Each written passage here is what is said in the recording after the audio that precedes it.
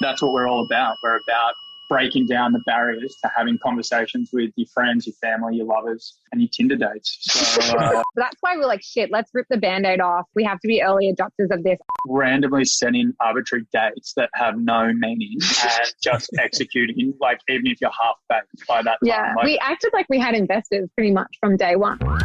Welcome to Add to Cart, Australia's leading e-commerce podcast that express delivers all you need to know in the fast-moving world of online retail. Every week, Nathan Bush from eSuite and an e-commerce industry expert will share the news, research and insights that you need to know to keep you at the top of your game. And of course, keep your customers adding to cart.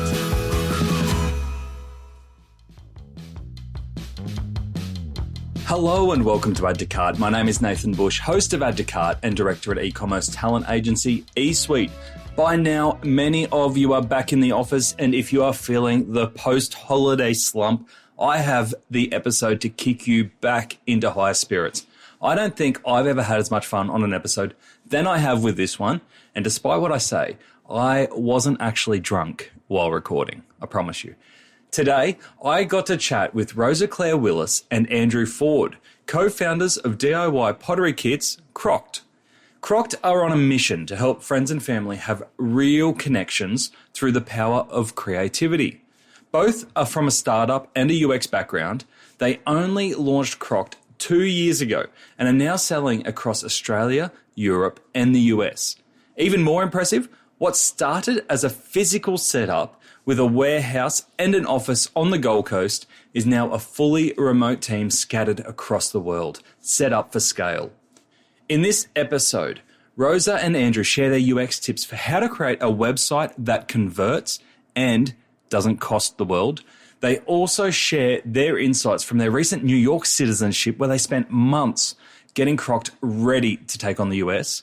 And best of all, well, at least for me, they shared their unpopular opinions about the world at large, including buy now, pay later and discounting. You might be surprised at what they say. So, thanks to our partners, Shopify Plus and Signet, here's our conversation with Rosa Claire Willis and Andrew Ford, co-founders of Crockd. Rosa and Andrew, welcome to Add to Cart. Thanks. Pumped to be here. Thanks for having us. Yeah, that's all right. Hey, Rosa, I think you've still got something in your teeth. You bastard. we were doing the video check before we went on, and I think we sorted that out, so I just had to call it out. You guys are in Thailand. What are you doing joining me while you're in Thailand? It's a good question. We should just kind of leave right now. All right, shortest episode of Add to Cart ever. We are here. We have literally just based ourselves in the most convenient time zone possible. Definitely is also convenient that the weather is pretty good this time of year.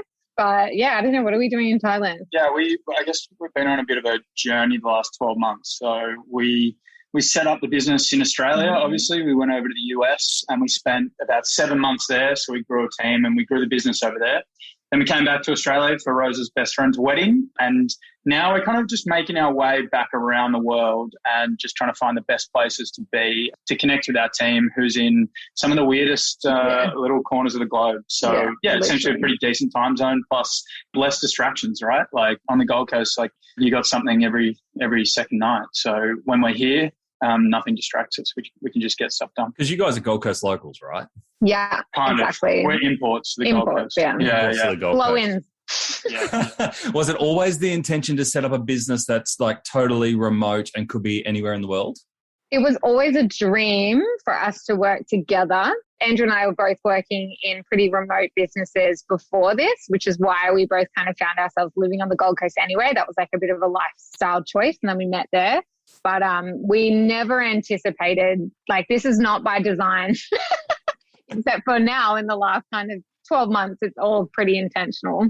It's a bit half-half, right? So we started as a physical business. We started with our own warehouse in Burleigh Heads. We started with a whole team. We used to have a big warehouse full of people kitting and packing and doing everything from start to finish. And we just realized, like, if we wanted to go big and we wanted to hit our mission, then we had to go global.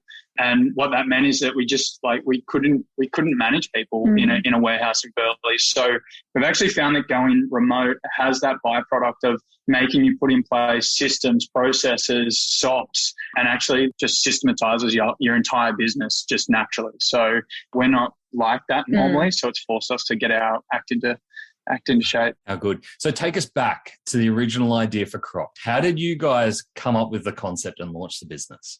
Yeah, whoa.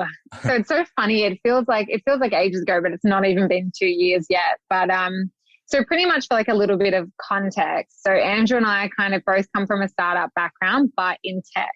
So we had never done anything in product before, never touched e-com. And we pretty much found ourselves like, we both love to work. Andrew probably a little bit more than me.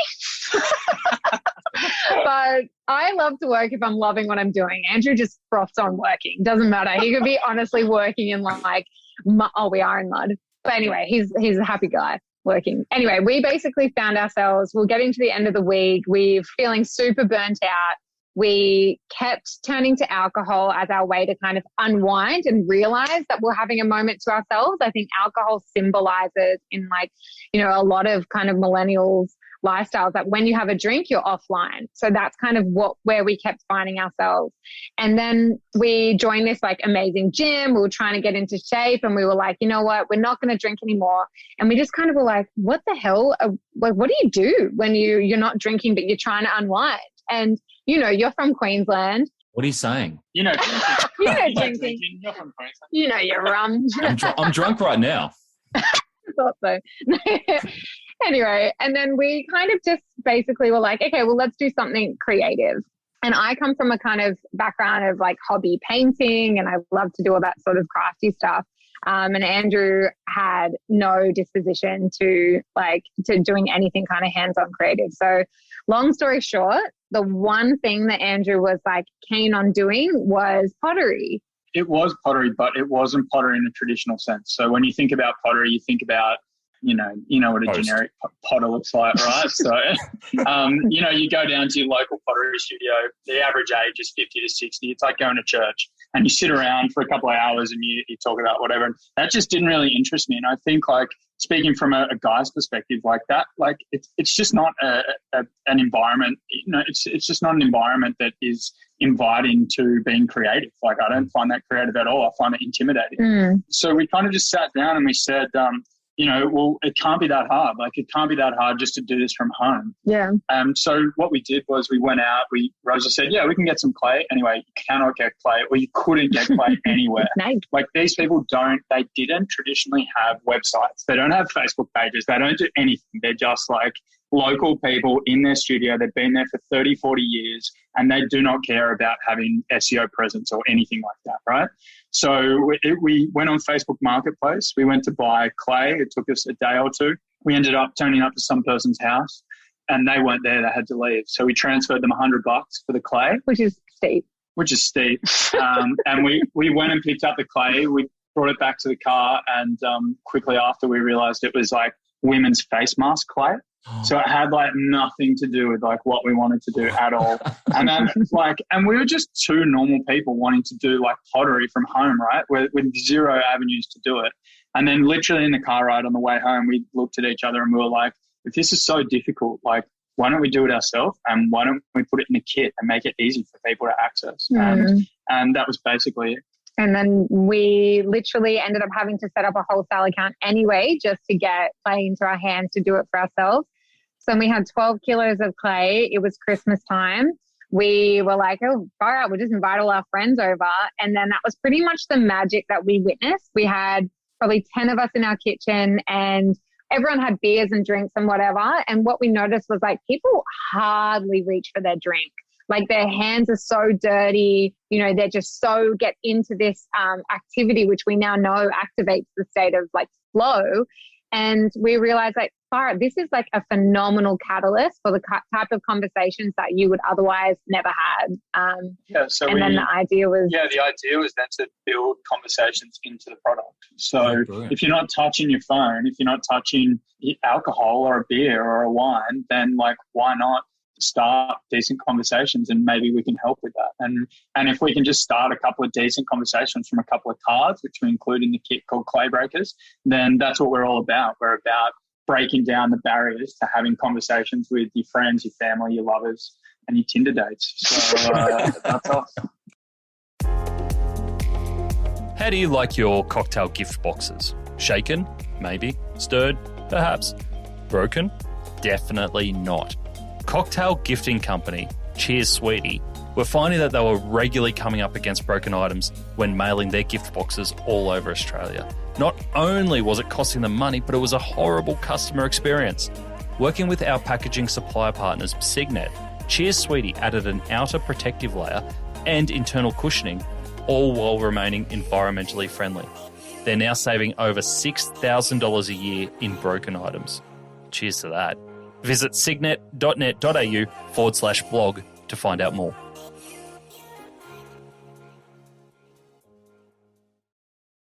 What kind of questions are in the Clay Breakers? They're quite focused around mental health. So we've basically come through a few iterations, but now they kind of slowly build people into a position where they might start sharing, what the state of their own mental health is. So it's really funny. It's quite symbolic of how we are as both a couple and then our friendship circles as well.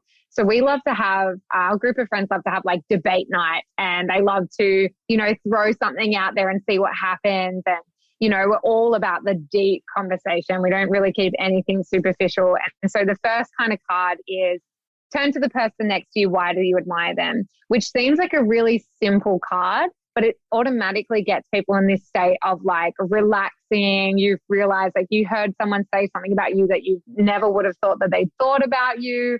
And then that gets you in a really comfortable place to then start sharing other parts of your personality. So the questions from there start to gradually get deeper and deeper.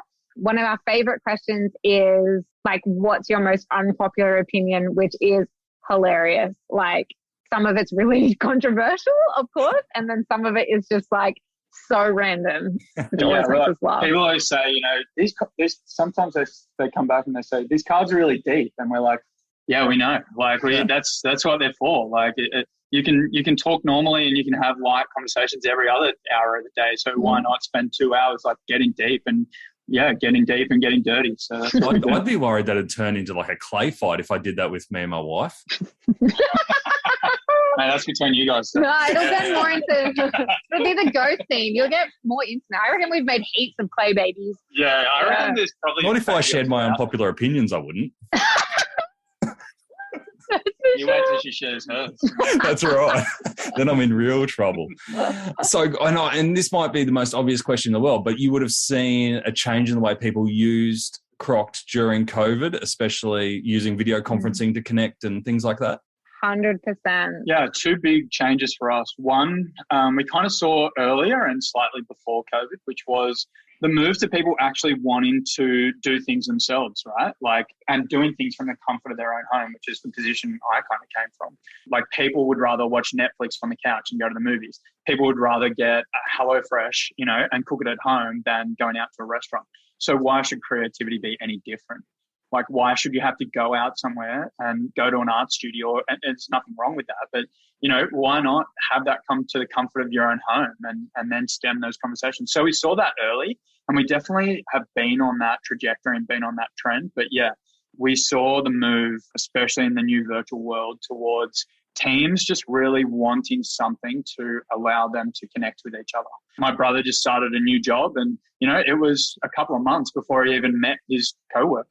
Like, that's a crazy world, and that's not a normal world and not what we're used to. So we have a huge amount of teams like the Canvas, Atlassians, and just these amazing teams that are investing in their people that we will, supply our kits to. We have facilitators that hold conversations between these teams and really kind of break down those barriers and get those teams working, stronger, more collaboratively together. And the feedback we get on that is outrageous. So it's awesome. That's cool. I did one session with our team where we tried to do like a Friday drinks thing on Zoom, and it was a disaster. And I was like, we're not doing this ever again. So I love having something to kind of creatively be around and share in that experience. it's funny to get lit on Zoom and then like close the, and you just buy yourself drunk. You're like, oh, fuck, okay. That's just a normal Friday night again. In Queensland. Yeah, in Queensland. So tell us, let's go back from the time you picked up the dodgy clay to the time that you get your first order that isn't friends or family. Can you tell us about that order and how did that feel? So we basically pretty much had this entire idea done, like as soon as we came up with, like we had the idea, this was November 2019. Then as soon as we had the name, it basically everything just kind of fully was born from there. And we set ourselves a date of, okay, we want for people to have kits in their hands by Valentine's Day. Also worth mentioning. Do you know what that is, Nathan? Is that your unpopular opinion? You don't believe in it? I'm going to edit this bit out, you know. But yeah, also worth mentioning that my sister runs a business, Little Suckers, who you interviewed, Tara. Yeah. I didn't know the connection. Yeah.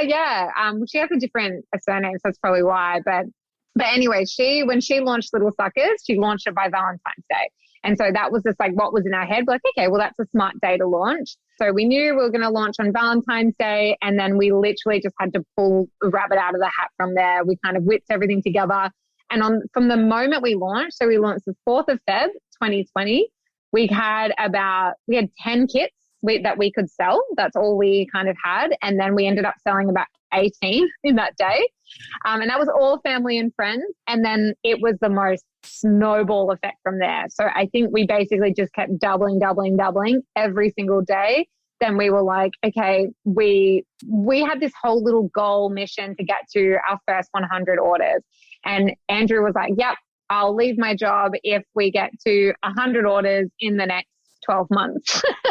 And then it was like, I don't know, like 2 weeks. And we're like, oh my God. And then we set a new milestone and we kept popping champagne and I'm like, oh my God, this thing's a beast. So even if you take a step back, like we launched Crockd in like 2.5 months, like not even, it was probably 2 months, like start to finish from ideation all the way through to like shipping product. It was probably, 2 months on the dot. We launched, it's like classic scrappy stuff. We launched without product photography. We didn't spend $1. In fact, we paid like $50 for a couple of renders and we rendered our like material. Like that was it. We rendered like PDFs onto boxes and we sold based on that. And then, it just got crazy. Like Rosa said, I ordered a dozen boxes and they were gone that night. And we've never turned the tap off. Like that is one thing we've never done. We just keep selling and keep growing. And this thing continues to amaze us. So good. And obviously with both of you coming from a startup background, was there anything that you took from your previous careers into Crockd that you think really helped you that others may not have had the privilege of? I think user experience and UI is definitely something that Andrew and we're both like really passionate just about kind of user experience in general. So we like froth on a good website. We love good service in a cafe. We love detail. Like we're so into that. Unboxing. Unboxing is everything in e-commerce. It's everything. And we basically definitely took that. Like we're both very much into UI, UX experience in our previous kind of tech startups that we're involved in. So we definitely took that with us for sure. And just like randomly setting arbitrary dates that have no meaning and just executing, like even if you're half-baked by that time. Yeah, like, we acted like we had investors pretty much from day one. Yeah, true. Yeah. And that's a great tip. There you go. Yeah, there we go. Value. Oh, I should use that. I should pretend I've got investors and I get more done. Yeah, you should. We've been part of startups that have spent years building product, building product with no revenue. And I think like you'll hear it probably 100 times on this podcast and every other podcast you listen to. Like, who cares? Like, who cares if you build a product, but nobody wants it. And from day one, we just kept building something and then validating it with sales and then iterating. Like nothing is ever perfect and we execute on like a 90%, 80, 90% and keep moving. There's probably a lot of soft stuff that we took that we're not really realizing yet. But I think the most obvious thing is also just like generally how you manage people in a startup. I think that has definitely been helpful to us. We've grown a team really, really quickly. We manage this remote team, I think, pretty seamlessly. but they might say, might not agree. But I think that kind of stuff is super useful. But to be honest, we were right back at the beginning of our startup journey in e-com. Like we had a lot to learn and we still do, that's for sure. Yeah. And going back to the UI UX, was there anything around the standard e-commerce model that you came into and you looked at it from a UI or a UX angle and went, that just doesn't make sense. We're going to do it a bit differently? It's a really good question. It's like, I don't know. I don't know how to answer that. I think the most useful thing for us is that our business has become split in terms of we have like, it's the same customer, but we basically have the B2B side of our business and then we have the e-com side. And so we're really naturally quite good at the B2B stuff. So that's been the most easiest part of our business to grow. And we've now kind of intertwined the learnings between both, which is, I think, what makes us really unique and easy to deal with for other B2B. But I really don't know. I mean, the thing I've learned, and we probably has taken us a little while to learn, and we're even speaking about this morning, is like we set a scrappy website live and conversion rates were great, right? Like there was intention there, people were executing and people were purchasing. Then we went out like a traditional business would and said, let's make a beautiful website. Like let's make this just fantastic website and let's make it look beautiful and flow. And we would have spent months and months and thousands of dollars with developers, blah, blah, blah. And it wasn't until probably 6 months ago that Rosa and I just said like let's start again. Like let's start again from the base up. Let's get this right. And we locked ourselves in a room in New York. We've just come back from the States. We locked ourselves in a room in New York for 48 hours.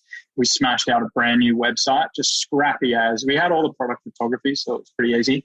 But we smashed it out, and it doesn't matter how beautiful your website is. It matters the flow of users and just like, their intention to purchase. And the one thing we've learned as well is that even though we think it might be beautiful, it may not convert. It may not serve the purpose that we want it to. And I think just like one other thing that we very much like didn't want to take from the e-commerce space, particularly in Australia, is discounting. We just see so many people come in with discounts. And to be honest, I actually think what a lot of them are doing is quite illegal, like having permanent, compare prices and permanent discounting. Like that was something we saw and we're like, we've come a long way, but we constantly question ourselves. Like it took us nearly 2 years to put Afterpay on our website because we were like, do we want people going into debt over a pottery kit? We're like, we don't know. We had this back and forth. And we honestly nutted it out with our community. And we were like, why do you use it? Why do you want it? Why would you have it on our website? And people just basically said back to us, like, this is how I manage my money now. This is what I want to use. So yeah, I think we're quite different. We're not money grabbing. We very much all about kind of the customer experience, even at a cost to the business. So yeah, we definitely, that kind of direct to marketing, salesy discount approach, we are just so far from. Yeah. Do you have any tips? I'm really curious about that 48 hours where you redesigned the website from scratch. When you're looking at it from a user flow perspective and working out what triggers and how people go through the website, do you have any advice for other people on how to do that process well? For sure. I think the first thing you have to think about is like we're on Shopify Plus and Shopify makes money when you make money. So don't try and bend too much of what they have. Like we totally were like custom code in the first few iterations and we're like, we'll do this, we'll do that, we'll make this. And you're like, you know what? There's a reason why you're having to go into the back end and custom code this stuff because it's not innate for that user. So I think, what we did, that Shopify 2.0 rollout has been such an incredible change for e-commerce. And it's like, you feel jealous of people who are starting now because they get to start just straight on that. And like, that's why we're like, shit, let's rip the Band-Aid off. Like we have to be early adopters of this. Otherwise we're going to have this legacy system that we keep trying to build upon. So yeah, we have no custom code. Like we just straight up on the templates. Like, exactly. And that's a kind of rule for us is like, we don't want to bog it down. Speed's important. Don't bog it down. And also, if you think you can convert better than Shopify, then you're dreaming. All the best to you. Yeah, exactly. I always tell that. I speak to a lot of people and I go, you're not a special snowflake. It's like, this thing is built. This thing is built to maximize conversions. Good luck beating it. Exactly.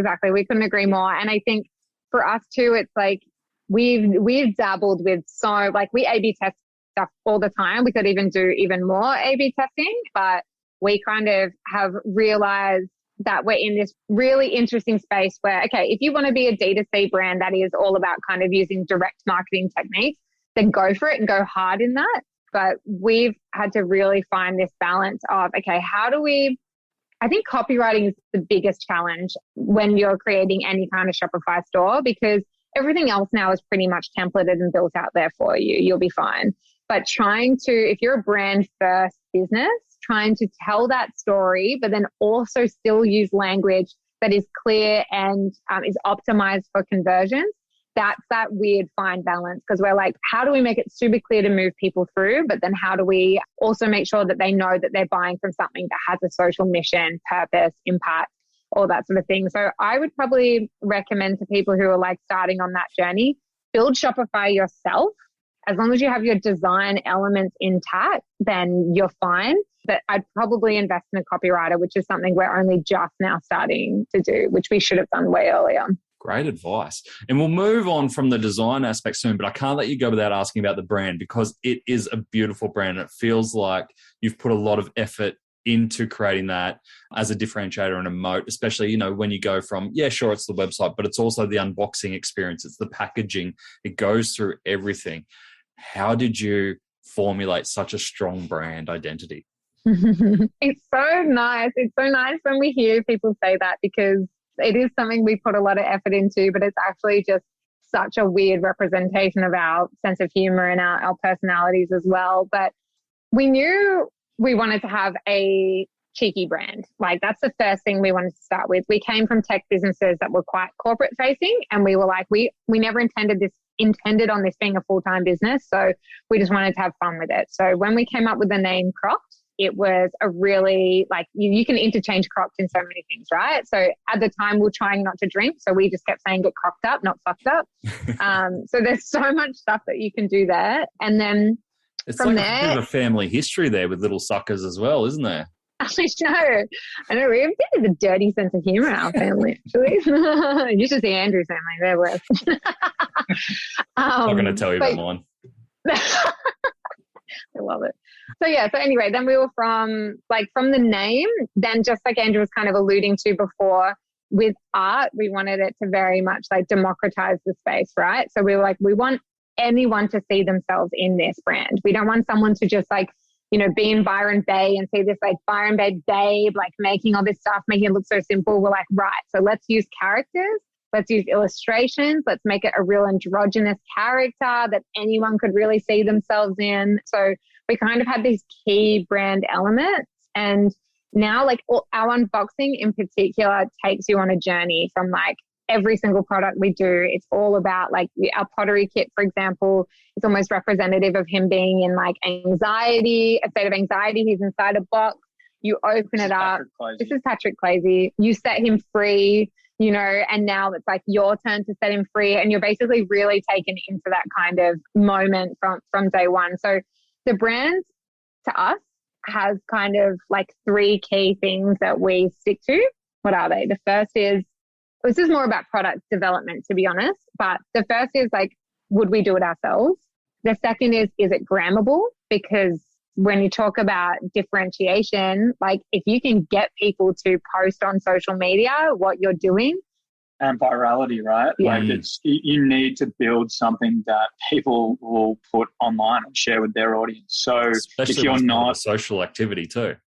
100%. And we would have had thousands of people tag us. Like we probably have 10 a day, it's like free marketing. Just by spending that extra, bit of effort on making your unboxing just a special experience, and it pays dividends. 100%. You ever have and people it also make things out of clay and tag you, and you go, "Oh, I wish you didn't tag me in that."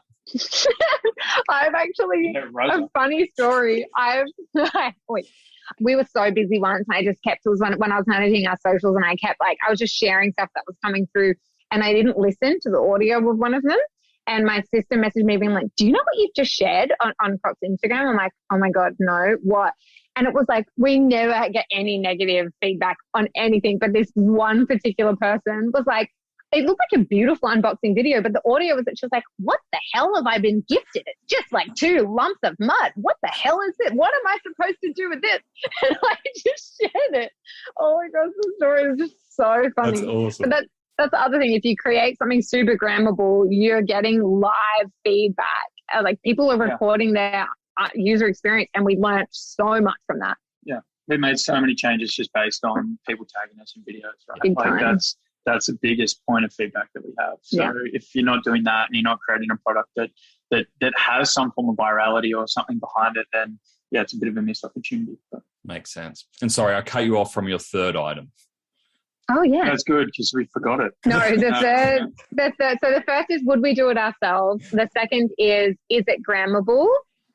And the third is it simple? So it has to be something that is you can properly unwind doing. So like we said, we want to take away any like intimidation. And so we do that through the brand, but then we also need to make sure we do that in the experience itself. So that's a really important part to us. And Andrew and I have like late nights of like arguing because I come from a little bit more of a artsy background. He's like, no, people don't know what that word means. People don't know what that means. I'm like, yes, they do. Everyone knows who Van Gogh is. He's like, no one knows who Van Gogh is.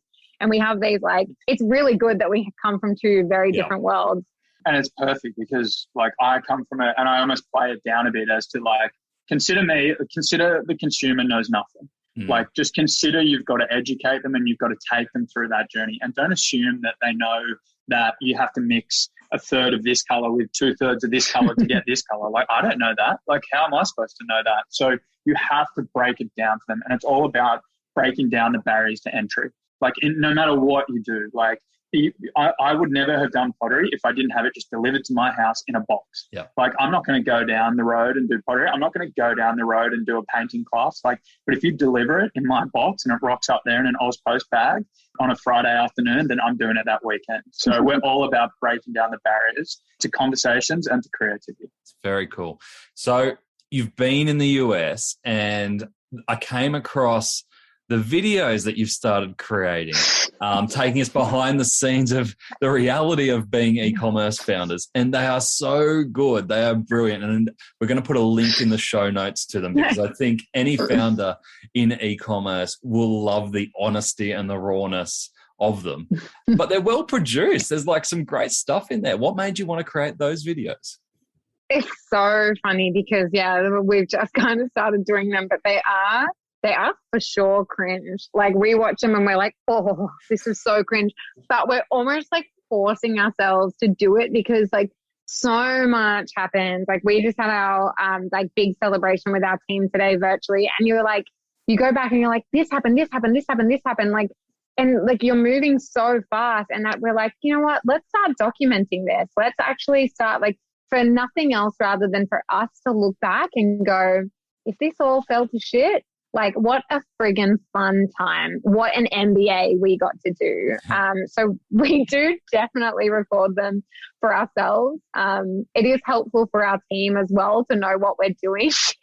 And you see there's other YouTube channels like how to grow your business 10 times in a year, and how about recording all the shit times? Yeah. How about recording like all the bits in the middle that like every other person has to go through? Because like that's pretty much it. For 95% of the time, it's like the grind. Like we say like nothing is ever as bad as it seems or as good as it seems. So you just better love the in between. So yeah, we're just documenting it. Rosa loves journaling. I can't do it. Like I just cannot. Like she's like, why don't you just write a few pages? I'm like, are you joking? I can't even I can't put pen to paper.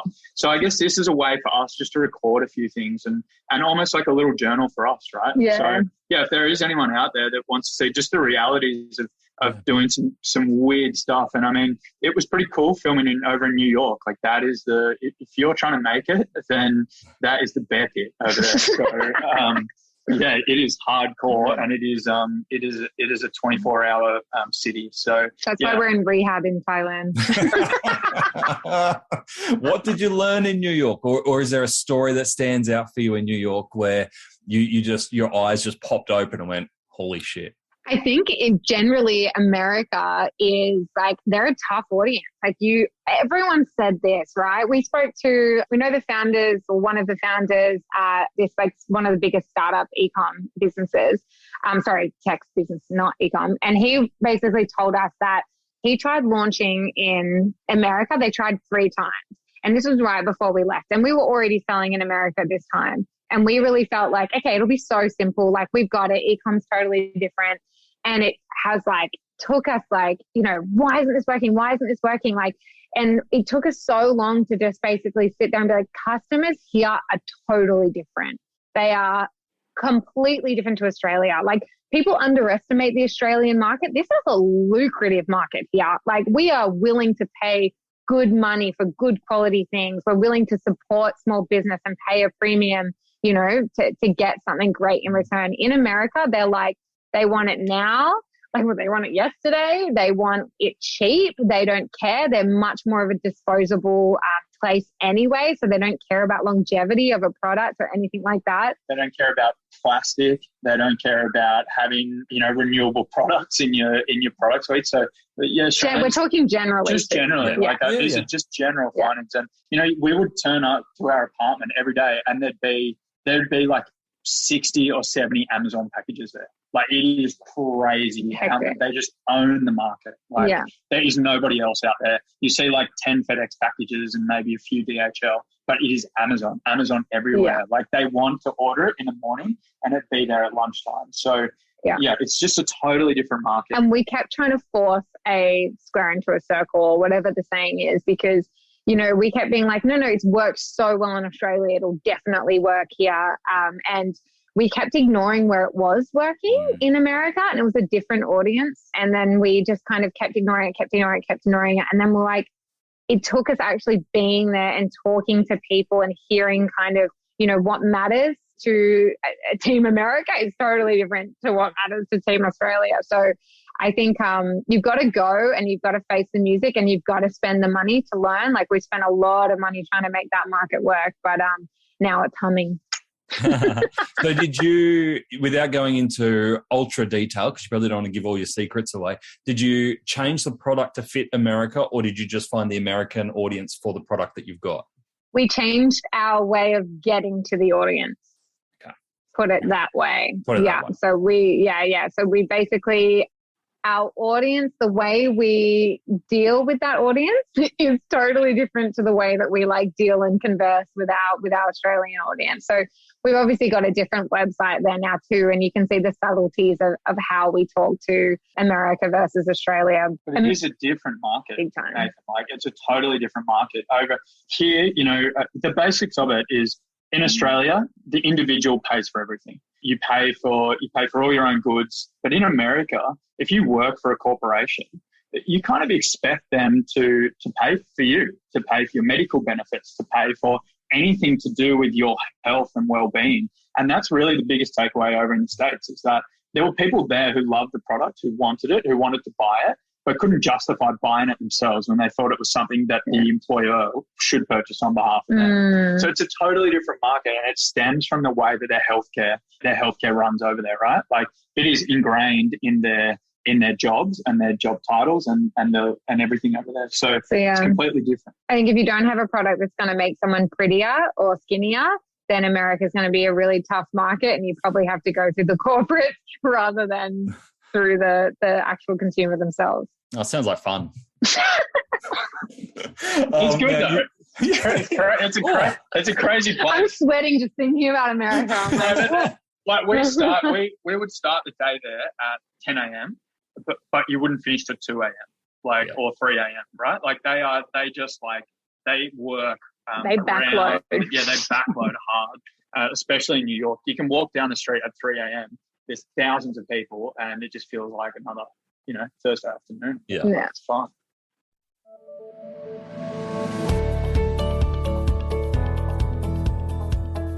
Now, they may do 1,000 burpees before breakfast and bench press pallet racks for fun, but when it came to Black Friday, LSKD needed some spotting. Introducing the well-built Shopify Plus. Look out. LSKD re-platformed onto Shopify Plus between the 2019 and 2020 Black Friday sales period in order to keep up with the huge growth and automated processes that were running through the business. And the results were a PB. In Black Friday 2020, LSKD handled 50,000 orders. That's a 1,100% increase from the year prior, even serving 19,000 shoppers at the same time. Talk about some serious gains. Hoo-ha. To read more of LSKD's story and see other case studies, visit the customer section on shopify.com.au/plus. You can also hear the full LSKD story. It's an incredible growth story back on episode 76.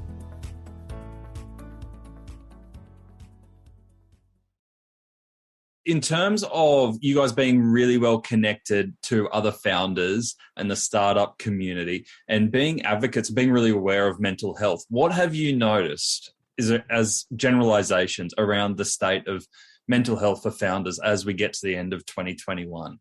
I think people are really stinging for a community. Like, I really do believe that, we see a lot of our friends who are, willing to pay the money just to join different kind of circles to be part, with other founders. So we've definitely seen more of these sort of, communities pop up.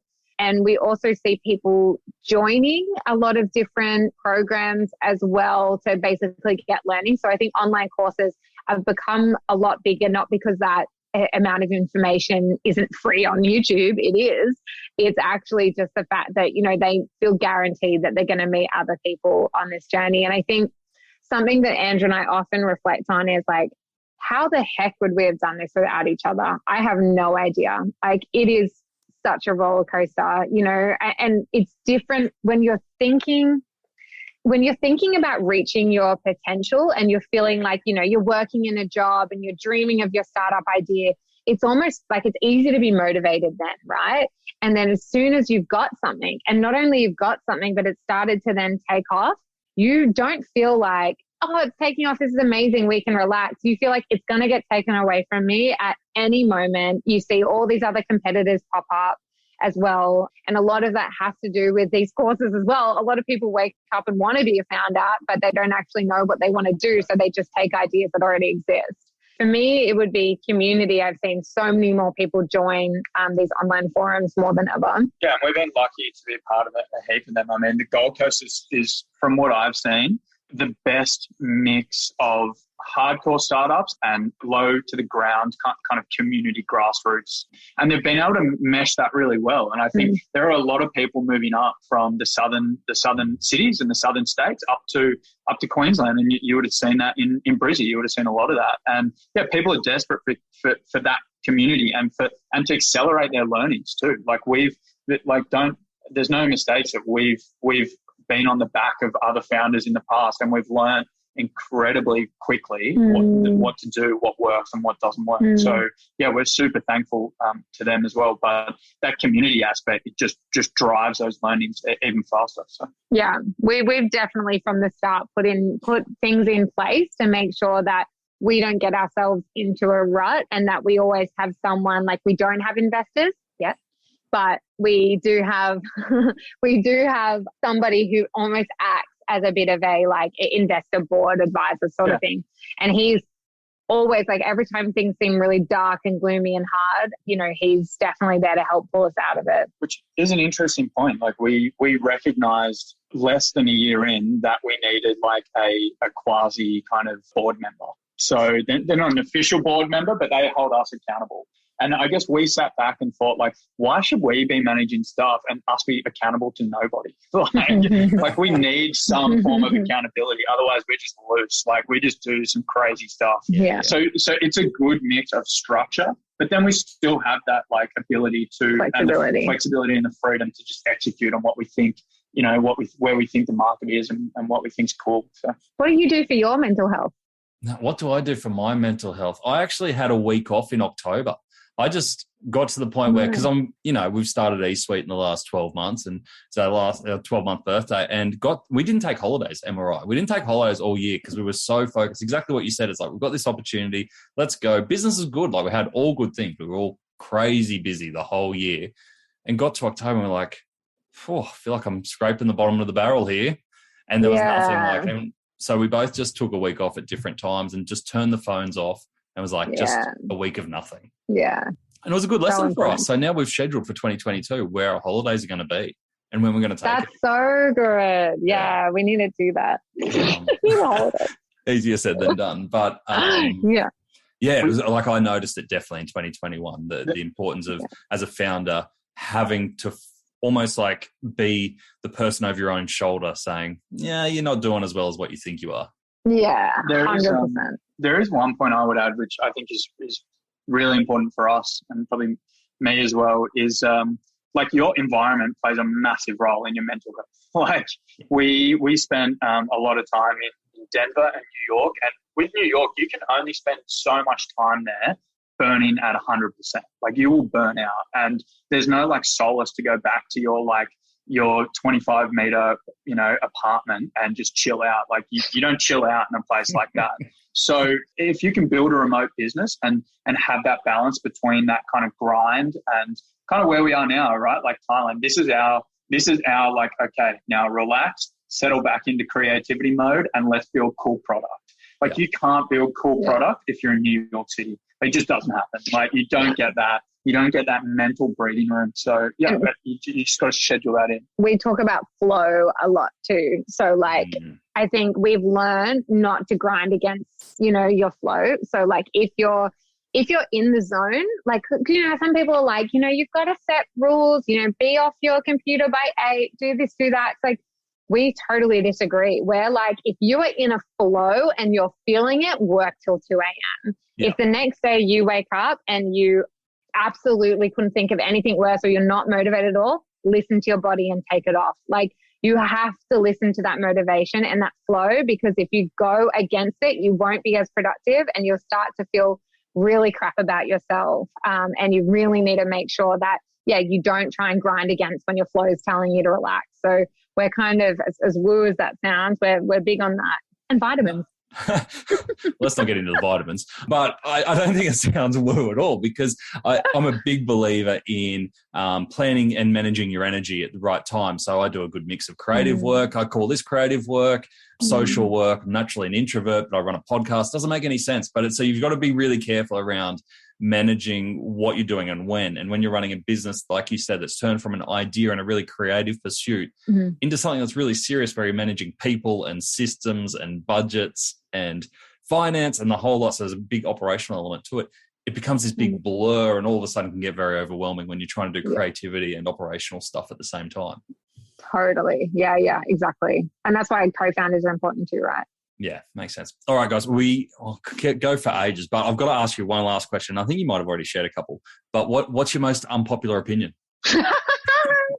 Oh my God, that's so good. We should have been prepared for this. What's podcast worthy?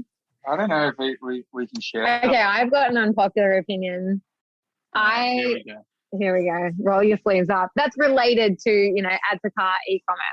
My unpopular opinion is that you should 100% be careful of who you outsource your advertising to, particularly in Australia. I think there is a big group of people who are essentially taking on clients and feeding that up to people who can throw much more cash at it and grow it way faster. So if you've got a growing business, do a lot of due diligence on who you're basically going to give it to. So I've always been pretty anti-advertising agency, to be honest. So that's my unpopular opinion. To a point. Is that unpopular enough for both of us? Or? No, you got to give one. What's yours? You don't get off scot-free. Come on. I don't know. What is mine? You have so many unpopular. Yeah, but they're not. And you're in a safe place, Andrew. You're in a safe place. It's just us talking. That little red button down there. No, it's not recording. It's not recording. Don't worry. I think Andrew's I know you're talking. I'm speaking to you. I can't think. Okay, Andrew thinks that, sorry, I'm not saying this for you, no.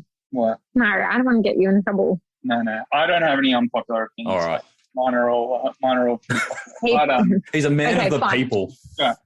Andrew's unpopular opinion is that you're not an open-minded person. He disagrees that you're open-minded if you're not willing to actually listen and take on the perspective of the other person you're talking to. So obviously when we're in America, we love following the kind of different kind of politics. I think there's like the contention between the two parties is something that gets Andrew like super passionate about. And your unpopular opinion is that like just because you support, one side over the other or whatever, it doesn't make you any less kind of open-minded. So I think that's a whole part of the reason behind Crockd, right? Is that like I'm big on, like I have opinions about everything. I'm a super opinionated person, but like I'm interested in people who have alternative opinions. That's not unpopular, but like I get really frustrated with people that have really strong opinions and then shut down conversation. Like I just think that. Well, it doesn't even turn into a conversation. Yeah, there's no conversation. Exactly. It's just, hey, this is my opinion. If you don't agree, you're wrong. Well, what use is that to anybody? Like, what are you learning? What am I learning? Then whatever. You're a waste of time, really. Well, I have to tell you that both your unpopular opinions aren't that unpopular. They're just great insights. I know. Thank you for sharing. They were awesome. All right, guys. Yeah. What's next for yourself and Crockd? What's your unpopular opinion? Oh, geez, I wasn't ready for this. I'm the interviewer. Come on. Oh, look, I get unpopular in our office because we're in Brisbane and the fancy street that everyone likes going to is James Street. And there's similar ones in Brisbane and Sydney, and I hate it with a passion. I will not go to James Street because I'm just like, everyone's there to go on Instagram. I remember going into the Carlisle Hotel, which is like the new hotel, blah, blah, blah, fancy on Instagram, all that sort of stuff. I don't even know how to say the thing properly. But I walked in, my wife, we had a weekend away without the kids, walked into the foyer, and it's the most amazing hotel. It's gorgeous. Walked in, and I just saw everyone there. I was like, I hate this place. So I'm like 100%. The unpopular one in the office because I hate that whole thing. Okay, mine's anti-Botox. That's my true one. No. All right. So that was good. That was good. So now, imagine doing that with a bit of pottery in there and away we go. Yeah, they'd be much more comfortable. Love it. All right, guys, what's next for yourself and Crockd? We have got big ambitions for 2022. I think something massive, like we're in full product mode at the moment. Next year, we're definitely going to be releasing more products. We actually are going to go into Crockd categories. Our mission is to get the world out of their head and into their hands. So it's never been just related to pottery. Excuse me. And so now what we want to do is we want to launch like Crockd Beauty. We want to launch, Crockd Home, Crockd Cooking, Crockd anything you can imagine. That's pretty much where we're heading in 2022. Yeah, and it's all about reducing those barriers to entry, right? So all those things that you've wanted to do, even old school craft projects or whatever you've ever wanted to do, like that are just that little speed bump too hard for you to get to, then we want to break down those barriers. So we'll be there. But yeah, we've got a massive year. So we want to grow the team. We've got a huge team now in Australia, in the US, a couple in Europe and Sri Lanka. And we just want to grow that team out. So we're looking to hire a couple of new roles at the moment in marketing and product, but also looking for other opportunities out there. So we're always interested to talk to people who have scaled massive e-commerce businesses. That's right up our alley. And we've kind of we've definitely proved out the concept. We've grown, we've doubled year on year. It's getting massive. We want to make it even bigger. We have a massive mission. We want to go global, and we're not going to stop until we do. So. Yeah, well, I just got goosebumps. All right, guys. So if we have people who want to reach out to you and start that conversation, what's the best way to get in touch? hi@crockd.com. It is a shared inbox, so just address it to Rosa or Andrew.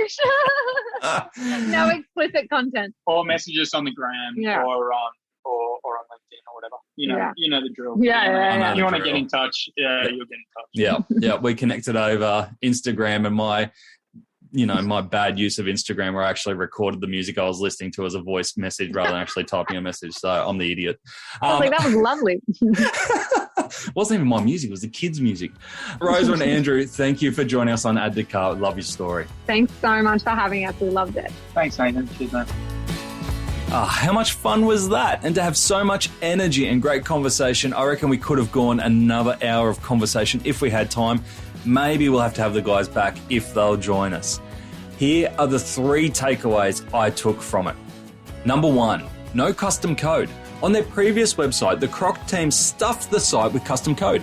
It was hard to make changes to, and it was slow. Obviously all done for the right reasons at the right time. However, since replatforming to Shopify Plus, they now have one rule. Use only the templates and the plugins. In Andrew's words, if you think you can convert better than Shopify, good luck to you. Number 2, treat new markets like new audience. Andrew and Rosa learnt this when expanding into the US. The customers were totally different to customers they've been selling to in the past. And as a generalization, the US audience was more price sensitive, less sustainability focused, they expected faster delivery, more B2B reliant, and worked until stupid o'clock in the morning. It doesn't mean you need to research to the extreme before launching into a new market, just be prepared to adapt once you get there. Number 3, keep yourself accountable. Rosa and Andrew acted like they had investors from day one, even though they didn't. They also onboarded a board-type advisor to keep them accountable. This pushed them to launch when they were uncomfortable and to keep making changes. There was no comfort level at all. The results after 2 years, obviously, speak for themselves. To finish up, I have 3 resources for you. Firstly, if you're a first-time listener of Add to Cart and you want to stay up to date with new episodes, head over to addtocart.com.au and you can sign up for our weekly newsletter. We'll let you know every time a new episode drops, as well as giving you my 3 takeaways from each episode and a link to the transcripts so you can know that this is an episode that you want to dive straight into. Secondly, if you want a weekly roundup of the best e-commerce case studies, tools, and research, sign up to the High Five Friday newsletter, which is delivered to inboxes at 8 a.m. every Friday morning. I read all the e-commerce news and send you the bits that I think you can take action from. Sign up at 12high.com.au/high five. And the last thing, if you are looking to explore your next e-commerce opportunity, head over to esuitetalent.com.au. We are a dedicated e-commerce talent agency connecting the best e-commerce talent with the fastest growing brands. Check it out, sign up to the email, and get in touch with me if you want to discuss your next move. Until next time, thanks for listening and keep those customers adding to cart.